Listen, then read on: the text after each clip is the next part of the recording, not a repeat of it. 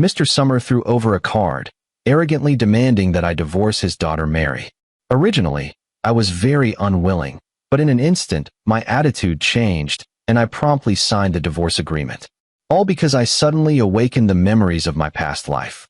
In my previous life, I found my amnesiac wife and delivered 200 takeout orders a day to support her. But after my wife regained her memory, she discovered that she was the heiress of the wealthy Summer family. She regarded this marriage as a disgrace, falsely claiming that she had lost her memory again and wanted to cut ties with me. Considering you saved me once, I will give you some money, but from now on, don't ever show up in front of me again. But I was unwilling. I endured her humiliation and abuse, staying by her side. But she had my son set fire to kill me just to marry her first love. Since heaven has given me a chance to start over, I must not repeat the same mistakes. Mr. Summer looked at me disdainfully and sneered. You, a delivery guy, suddenly come into a huge fortune that you couldn't spend in several lifetimes. Must be over the moon. No wonder you've been pestering Mary for so long, acting all lovey-dovey every day. I listened and just felt it was absurd. In her past life, Mary's acting skills were truly extraordinary. She was the one who came to pick me up on a rainy day, the one who, when the rental was leaking, squeezed into the corner of the bed with the child and me, vowing to make big money so we could live a good life. But the one who used amnesia as an excuse to marry her first love, Mike, and locked me in the basement feeding me spoiled food, was also her. A chill ran down my back, pulling me out of my memories. I took a small sip of coffee and smiled as I reminded, Mr. Summer, after I go abroad, don't forget to clean up all traces of me, this salvage man. Mr. Summer snorted coldly, picked up the divorce agreement, and turned to leave. At first, I felt guilty towards Mary. I always thought she had an accident and lost her memory because she swerved the steering wheel violently to avoid me riding an electric bike. During that time, any slight disturbance from outside would upset her, and she often held her head, complaining of headaches. Helpless, I could only deliver food during the day and wash dishes at a restaurant at night, working 2 jobs and using all the money I earned to pay for her treatment. Every time I came home exhausted with a sore back and aching waist, she would look at me with guilt and promise never to let me suffer any grievance again. But once she regained her identity as Miss of the Summer family, everything changed. That night, during the first meal with the elders of the Summer family, she directly threw the dishes I made onto the floor. Under the disdainful gazes of the Summer family members, she questioned me. Is this all you can cook? If you can't cook, just leave it to the maid. What a poor and miserable life. The plates shattered into pieces, and the soup splashed all over me. Naturally, the meal ended in discord. Since then, everyone knew I was the villager despised by Mary, and even the nanny dared to bully me. It wasn't until I awakened my past life memories that I realized her 2 bouts of amnesia were faked, just a way to spite Mike. Even that car accident was caused because Mike was dating someone, and she got drunk, which led to it. Fortunately, in this life, there's still time to change everything. Mary came back in the late hours of the night. A series of urgent knocks woke me from my sleep. Outside the door, she smelled of alcohol and frowned as she said, Axon caught a chill today and wants to drink the ginger soup you made. Go make it. I looked up and saw Mike behind her, his shirt buttons undone, his abs faintly visible. Mike smiled apologetically, but his eyes were full of provocation. Sorry, George, for bothering you to make ginger soup so late. As soon as he finished speaking, Mary draped a trench coat over his shoulders and scolded. You caught a chill during the day. How can you wear so little at night? The tenderness in her eyes made me feel momentarily dazed. In my previous life, after being hungry for 3 days, Mike forcefully shoved a whole bowl of sour rice into my mouth. He grabbed my hair and said viciously that people like me only deserve to eat dog food. My scalp hurt badly, and the sour taste of the food mixed with the metallic taste of blood in my mouth made me feel nauseous. And Mary just stood by, watching coldly. I was lost in my memories when suddenly a sharp pain shot through my scalp. It turned out to be Mary angrily pulling my hair, dragging me out. Us-son told you to make ginger soup. What are you pretending to be deaf for? He's now the head of the Summer family, and you still won't do as he says? She suddenly swung her hand, and my back slammed hard against the corner of the table, the pain making me gasp for breath. The pain instantly spread throughout my body, my heart swelling and aching as if it had been soaked. I had been injured on my back before. To save Mary, I was hit by a car in the waist, leaving a scar on my back. Every time Mary touched that scar before, her eyes would redden, and she would gently stroke it with a heart full of pain. But now, she pushed me down onto the edge of the table without any care. Mary was momentarily stunned, as if she remembered the injury on my back, but she quickly regained her coldness and snorted. "What are you pretending for? A poor wretch acting so delicate." I looked up at her, feeling that this person before me was utterly unfamiliar, and the last bit of affection in my heart instantly vanished. At that moment, I saw little Jack running over. He rushed in front of me and bit my wrist hard. I pounded on him desperately in pain, but he just wouldn't let go. He only released when he got tired of biting, spitting out a mouthful of blood. "Humph, you bullied Uncle Mike. Ugly and mischievous. I hate you so much."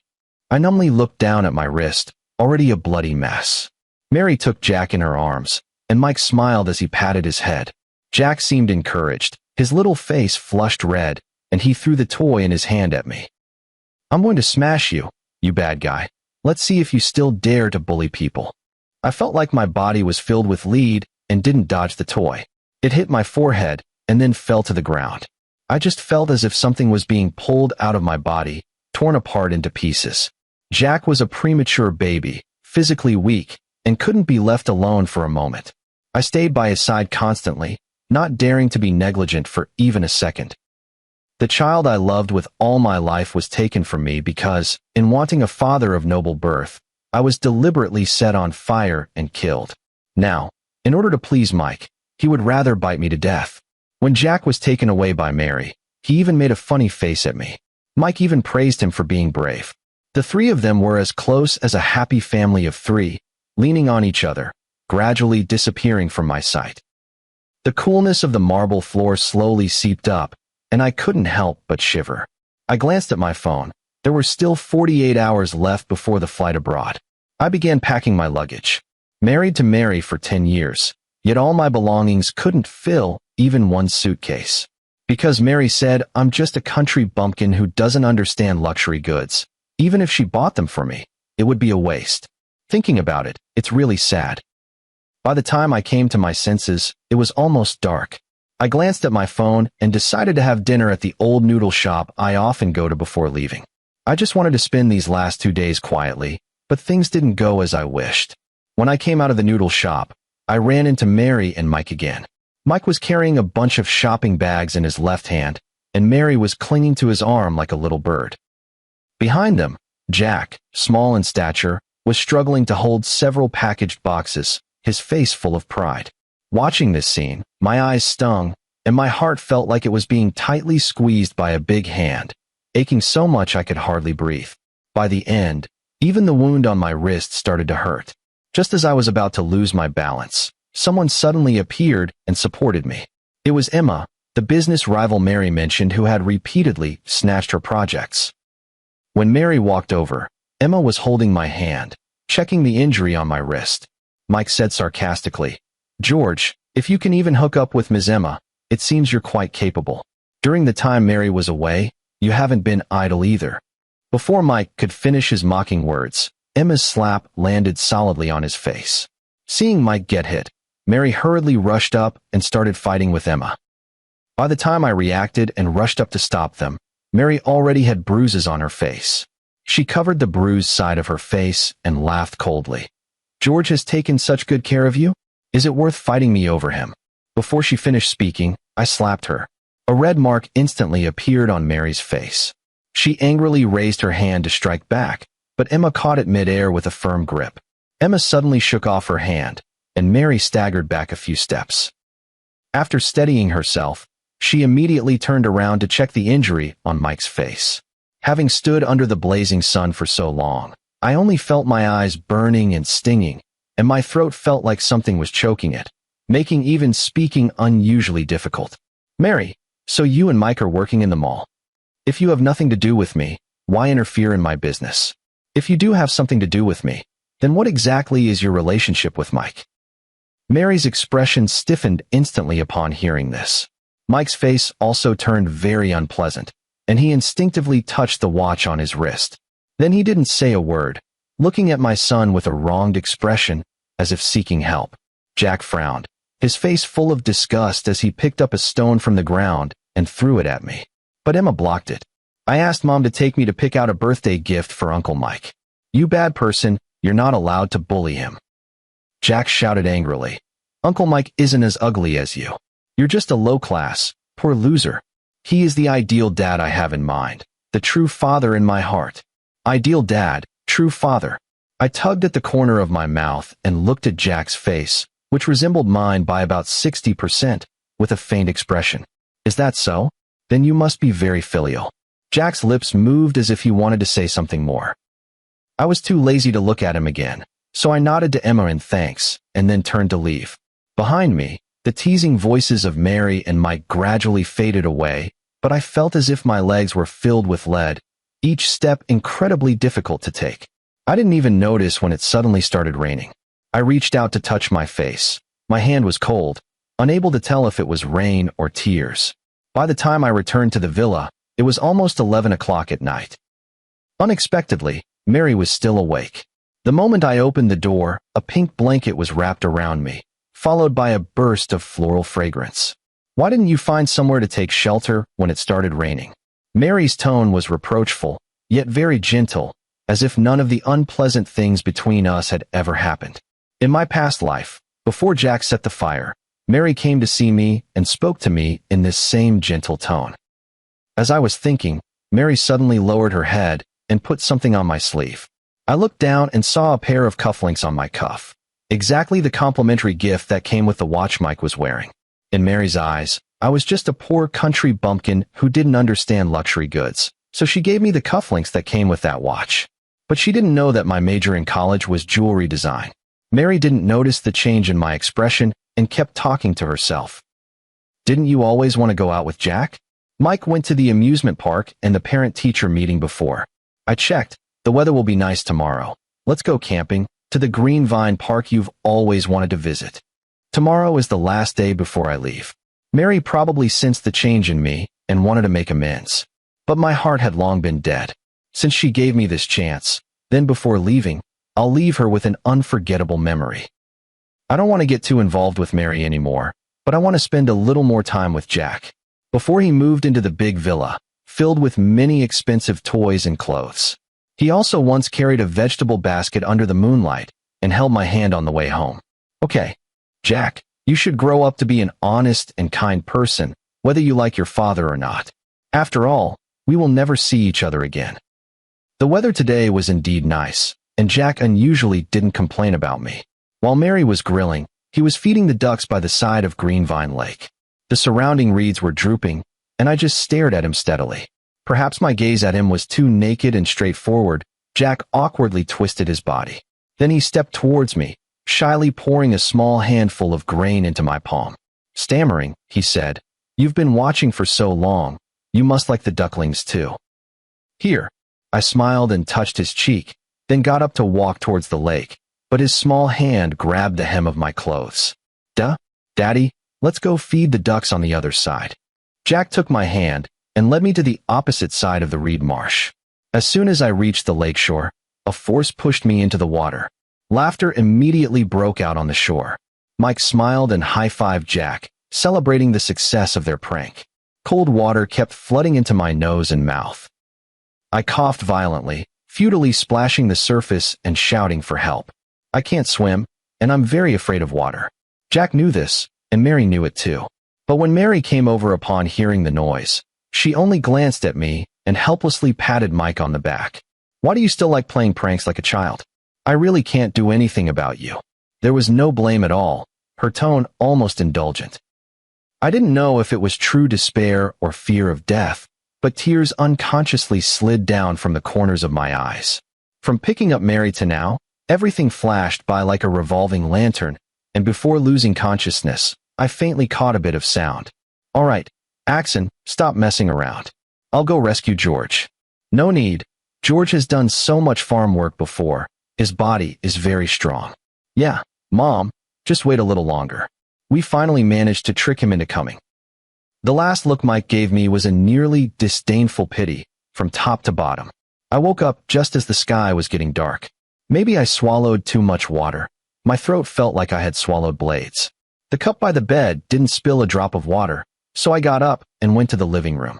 Downstairs, Mary and Mike were holding Jack, admiring the family photos they had taken a few days ago. It wasn't until I walked down the last stair that Mary turned to look at me and said, "You're awake." To avoid any unnecessary trouble, I just nodded and silently went to the kitchen to pour some water. Mike called out to me at this moment, "George, help Jack heat up a cup of milk." There was no other way, so I had to carry a cup of hot milk over again. But Jack refused to drink it, shaking his head wildly, and in the end, he even kicked the plate over. The glass fell onto the carpet with a sound, spilling some milk, but fortunately, the cup didn't break. Jack stood up, grabbed the cup, and poured all the remaining milk over my head. After being sternly scolded by Mary, his eyes red and face full of grievance. "I don't want him to feed me. I want Uncle Mike to feed me. He's ugly and dirty, and the milk he brought has viruses in it." Mary bent over and helplessly wiped her face. "If you don't want to drink, then don't." She looked up, and Mike instinctively crouched down to comfort her. All right, Uncle Mike will feed you, okay?" From beginning to end, no one's gaze fell on me. I was isolated outside their family of 3. Mike took the milk the nanny brought over and fed Jack with a spoon. Every time, Jack would open his mouth wide. There was no resistance or dislike as when facing me. The milk Uncle Mike feeds is sweet and fragrant, just like Uncle Mike himself, Jack said, tilting his head back to kiss Mike's cheek. I turned around to go upstairs, but Mike grabbed my wrist tightly. He said in an innocent tone, "Sorry, George, today was just a joke we played on you." The place where Mike was holding tightly was exactly where Jack had bitten me a few days ago. The wound that was almost healed now itched and hurt again because of the friction. As I struggled, Mike gripped even tighter until I couldn't take it and shook him off. Mike staggered backward and was quickly caught by Mary's swift hands. Her gaze toward me was filled with disdain and disgust. The pain in the wound on my wrist made me furrow my brows, unable to speak. "George, Axon has already apologized to you. What more do you want?" Maybe my silence angered her again. Mary's tone rose a few more notches. "George, didn't you just soak in the lake for a bit? It doesn't hurt much. How long are you going to keep making a fuss?" I don't know who opened the villa's window, but the cold wind made me shiver. The pain and chill in my body came over me, making me bend over involuntarily, curling up like a shrimp. He grabbed my wound. Before I could finish, Jack sharply interrupted me. "Do you think Uncle Mike is as vicious as you?" The disgust on his face faded, replaced immediately by a hint of disappointment. "Are you really that jealous of him?" Disappointment. I don't know what he's disappointed about. I feel like I should be the one disappointed. At this moment, Jack was like a little lion with its fur standing on end, and Mike, who appeared just in time, smoothed down his ruffled fur with those warm palms. "It's okay, Jack, don't blame Dad George anymore, all right? I believe Dad George probably didn't do it on purpose." It sounded like he was trying to excuse me, but at the same time, he confirmed my guilt with that one sentence. Jack's fist clenched tighter and tighter, his eyes burning with a fiery gaze as he looked at me. "He's not my dad."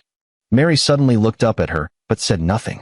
Jack then grabbed the corner of Mike's shirt, burying his head in his stomach, and said in a childlike, coaxing tone, "Uncle Mike, will you be my dad, please? I want you to be my dad. I don't like him." Mike immediately looked at Mary with a flushed face. Mary just patted Jack's head and told him to go to bed early. The 3 of them were as beautiful and peaceful as an oil painting, so I silently stepped back out. After returning to the room and bandaging my wounds, I checked the flight information on my phone once again to make sure it was correct before I finally went to sleep. In the morning, before going to the company, Mary unexpectedly prepared breakfast for me. At that time, I hadn't gotten out of bed yet. She came into the bedroom, kissed my forehead, reminded me to eat breakfast later, and told me she would bring me a bouquet of fresh flowers when she came back in the evening. I rubbed my sleepy eyes, smiled, and said nothing. Back when I was with Mary, we couldn't afford to buy flowers on Valentine's Day. But she always stubbornly gave me a single rose on every holiday. Just an ordinary kind of rose. Later, she could afford to buy many things, but she never gave me flowers again. Perhaps it was the first time I didn't respond aloud, which inexplicably made Mary feel a bit of panic. She asked me if I had any plans for today. To prevent her from noticing anything unusual, I turned around on my own and forced down the nausea inside me, kissing her on the forehead. Taking care of the flowers and plants in the garden as usual, what else can I do as a house husband? After I said this self-mockingly, as expected, a fleeting look of disgust appeared on Mary's face. But she quickly returned to her usual self, mostly with a sense of calm and reassurance. She earnestly told me to develop more hobbies, suggesting I take a flower arrangement class or even a tea tasting class. I casually agreed and watched Mary's back as she left the room. But just as she reached the door carrying her bag, she suddenly stopped, turned around, and ran back to hug me tightly. In a voice so gentle it was almost pleading, she asked me, "I'm not going to work today. I'll stay home and keep you company, okay?" Just like the most ordinary couple, accompanying you shopping, watching movies, eating, and buying flowers. I smiled gently at her and urged her to hurry to work. She took a few steps forward, then suddenly turned back to look at me. "What about you? I'm waiting for you here."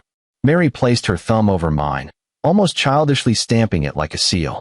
"I ordered a custom-made watch, and it will be delivered this afternoon. And from now on, all the luxury gifts sent by the brands will be delivered to you. I've been quite busy lately. How about we go on a trip to Iceland after a while? Didn't you want to see the northern lights in Iceland? Bring Jack along. The three of us can go together. How about that?" Why does she have so much to say? I'm already getting a bit impatient listening. Mary seemed to notice, but she just reiterated once more, asking me to wait for her to come back, then turned and left. She had just left when I received a photo via text message. Mike was sitting in the passenger seat, and Mary leaned over to fasten his seatbelt. They were very close, their noses touching, so intimate that you could hear each other's breathing. No need to think twice to know who sent it. Quite boring. I was just about to turn off my phone when another message popped up. 500,000 yuan has been credited to the bank card. Immediately after, a WeChat message from Mary appeared.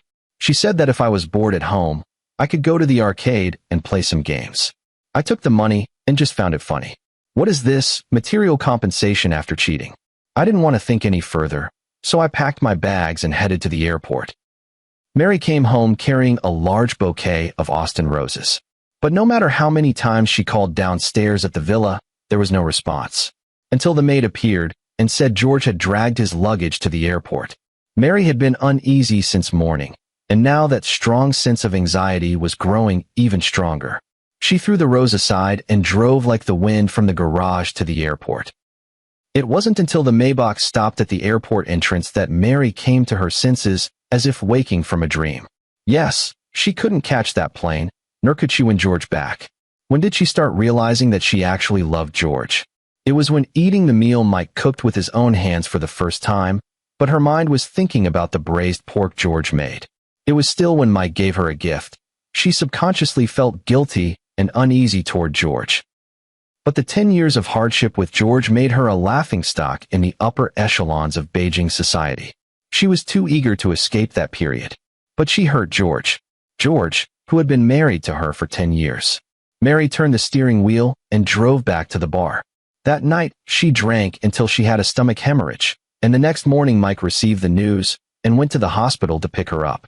I stayed abroad for 4 years in a flash. That unpleasant memory seemed to have become a nightmare that would shatter with the dawn. Even Mary's face gradually became blurry, and now I can no longer remember it clearly. I studied jewelry design abroad for 4 years and established a company to create my own jewelry brand. This time, I returned to Jing City to cooperate with a foreign company, and their headquarters intends to set up a subsidiary in the country. For Mary, after dropping out of college, I delivered takeout for 10 years, which caused me to forget most of my professional knowledge.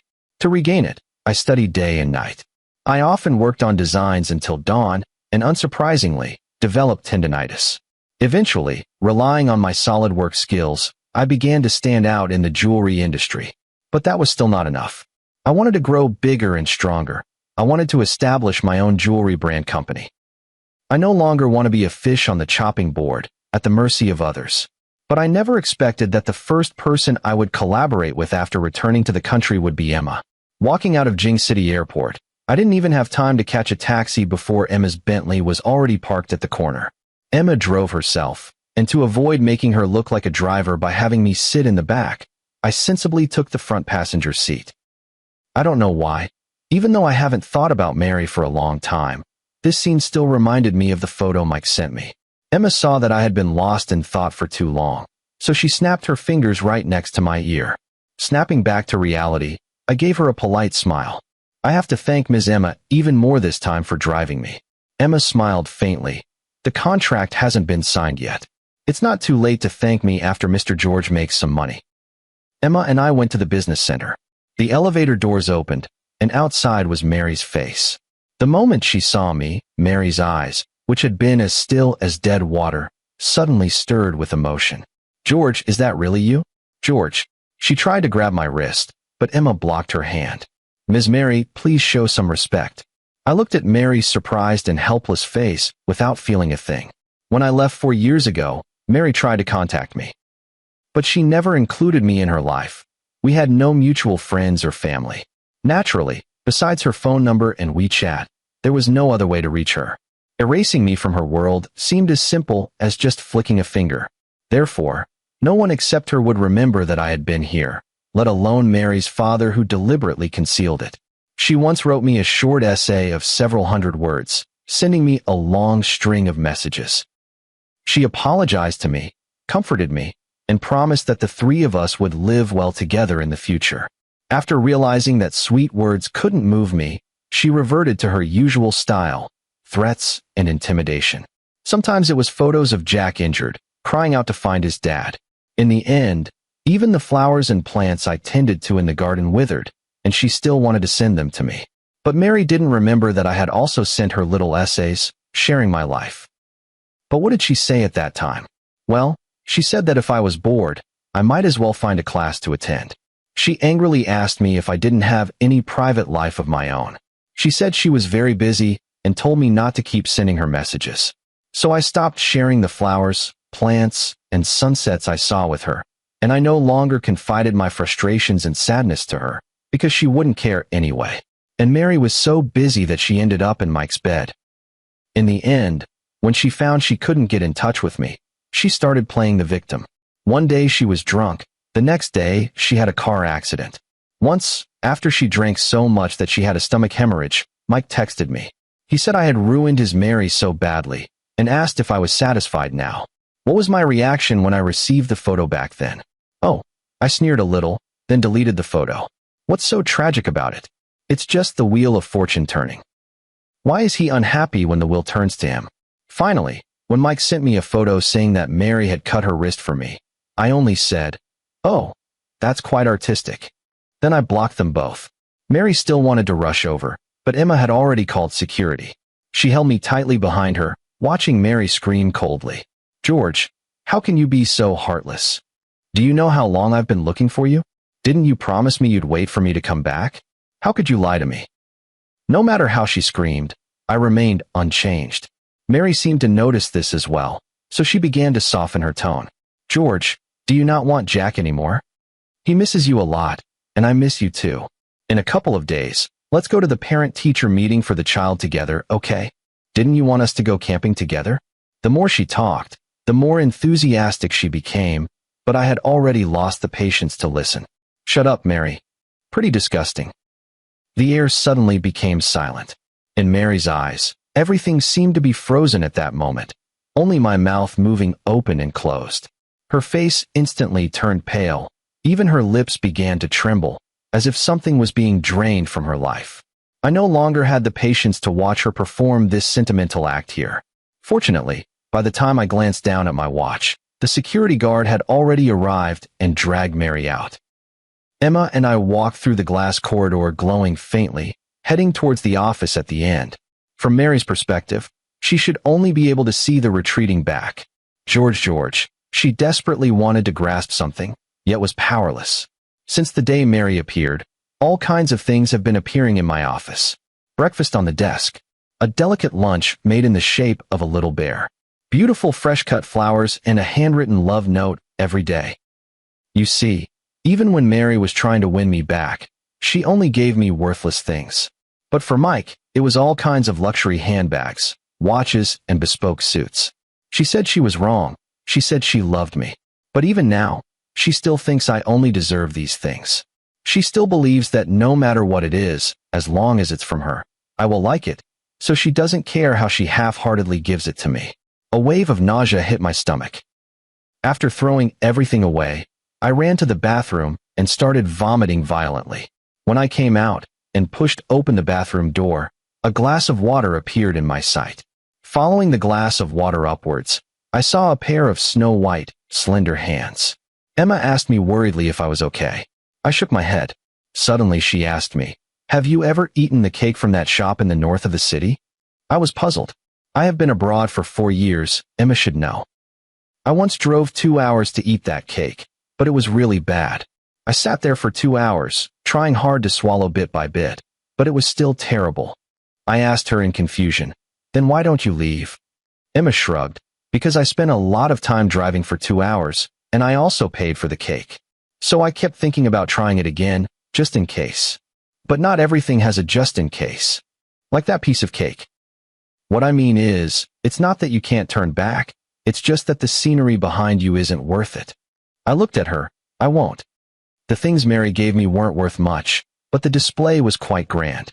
Not only did everyone inside and outside the office know, even Mike caught wind of it. He was dressed neatly, but it was hard to hide his exhaustion. The white hair on his head had also grown significantly. It was clear that the years he spent with Mary had not been good. He had been slumped on the sofa, but when he saw me, he suddenly straightened his back. "George, didn't you say you didn't want to see Mary again? Why are you back now? Could it be that you went out for a walk and still think Mary is the best, not wanting to leave her, right?" "Too late," he said proudly. "She's already pregnant with my child. I think it's really quite boring how these two keep picking fights every time one of them shows up." So I reminded Mike, why not just find a class to attend? If that's not possible, signing up for a flower arranging course or something like tea tasting would be fine.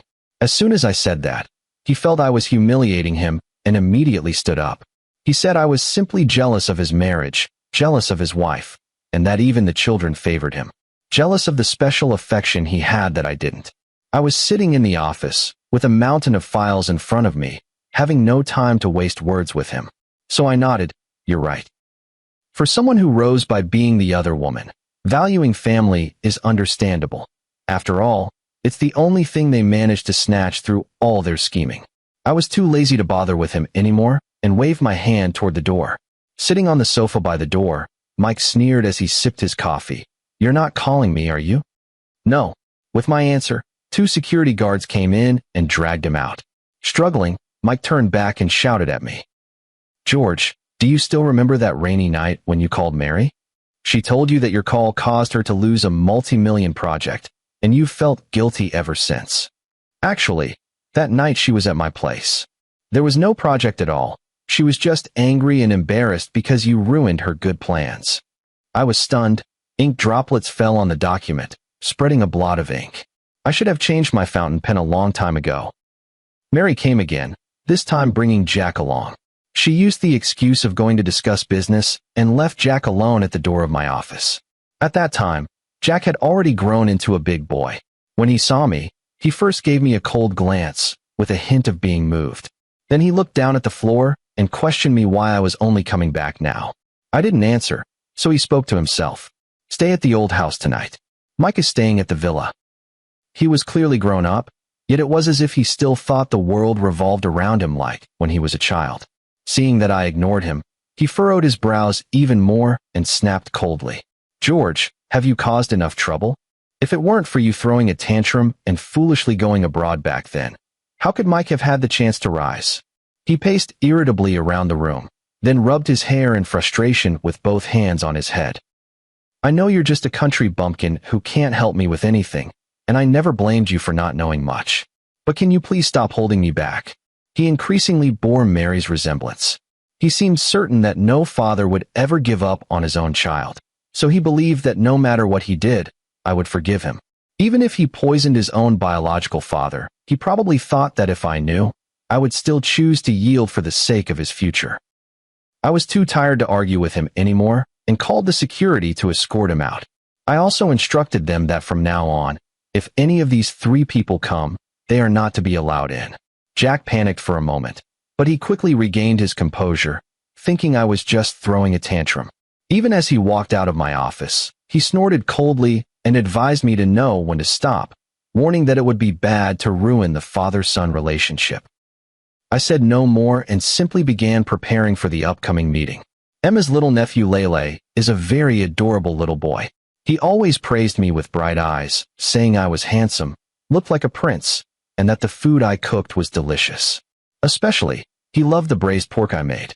But these past few days, when I made braised pork to take to Lele for lunch at school, he came back in the evening with red eyes and a face full of tears. Only after Emma patiently asked did he reluctantly start to speak. He said his desk mate had dropped his lunch on the floor and even warned him not to eat it again. Emma's brows instantly furrowed into a tight knot. Coincidentally, the parent-teacher meeting was just a few days away, and Emma had to go on a business trip that day, so we had already agreed that I would go. I also wanted to see what kind of rude, bad kid would bully someone like that. On the day of the parent-teacher meeting, I wore a well-tailored black suit. Lele held my hand, excitedly introducing me to the flowers and plants in his school garden. It wasn't until I went inside to talk with the teacher that he played alone outside by himself, but soon after, Lele's cries rang out. When I arrived, Lele had already been pushed to the ground, his fair palm rubbed raw and bleeding. The glaring red washed away all the reason in my mind, and by the time I came to my senses, the boy standing in front of Lele had already been pushed down by me. I didn't have time to think further and hurriedly helped Lele up, brushing the dust off his hands, asking if he was in pain. Tears welled up in Lele's eyes. My question only made them threaten to fall even faster. He tightly hugged my neck, burying his head in the hollow of my neck. I looked at this scene with even more heartache. Classmate, please stop bullying Lele. Didn't your parents teach you to respect your classmates and get along with them? I questioned angrily, turning my head as I spoke, but when I saw that delicate little face, I was stunned for a moment. How could it be Jack? Jack frowned deeply, his face full of resentment. So you don't want me anymore because you have another child outside. I frowned at his words, but was unwilling to get entangled with him too much. I just picked up Lele and prepared to leave. But just as we were about to leave, Jack suddenly rushed up and grabbed my arm. Lele immediately got anxious and rushed forward to push Jack away. Jack was about to fight back, but I pulled him away and quickly shielded Lele behind me. This protective stance, like guarding a cub, seemed to sting him, his face full of hurt. Dad, you clearly said you would only make braised pork for me. Looking at his expression, I just felt it was troublesome. Thinking about the meeting later, I no longer wanted to get into too much entanglement with him. Didn't you say that braised pork made by someone like me from the countryside is unclean and might contain viruses? Didn't you say you didn't want a father who reeks of poverty? Jack, you can't have it both ways. Your father died long ago in Greenvine Lake, and I don't have a son like you. Jack's eyes were bloodshot, and I didn't know what exactly he was feeling wronged about. Then I heard him question me. Haven't you thought about me at all these past few years? I was wrong back then, but I was still young at the time. I don't want to listen anymore. Jack, you're not only bad, but you're also as irresponsible as your mother. Annoying, disgusting. The last 4 words clearly hit him hard. Jack's body trembled noticeably, as if he had to muster great courage just to stand firm. Jack, go ahead, go find the dad you personally chose. After saying that, I left with Lele without looking back. Naturally, I didn't see his tightly clenched fist. Before long, 2 major pieces of news broke out in the Beijing circle. The first incident was at the Summer Group's new product launch, where Mike barged in holding evidence of Mary's affair to force a marriage. The Summer Group's stock market was shaken, the brand's image was damaged, and Mary was demoted. The second incident was Mike being pushed down the stairs by Jack, resulting in a permanently injured leg. Mike seemed to know that even if Jack was sent to prison, the Summer family would find a way to get him out. So he remained unusually quiet. My brow twitched as I heard the news, a bad premonition stirring in my heart, feeling that something was about to happen. I decided to meet Jack after some time, at least to guide him to live well. But before this meeting could take place, news of his death arrived. Mary was reluctant to let Mike in for a long time. Mike was also unwilling to be excluded from the shares of the Summer family. And because Jack pushed Mike down the stairs, Mike had no hope of entering the Summer family in this lifetime. He locked Jack in a room and set it on fire, burning him to death.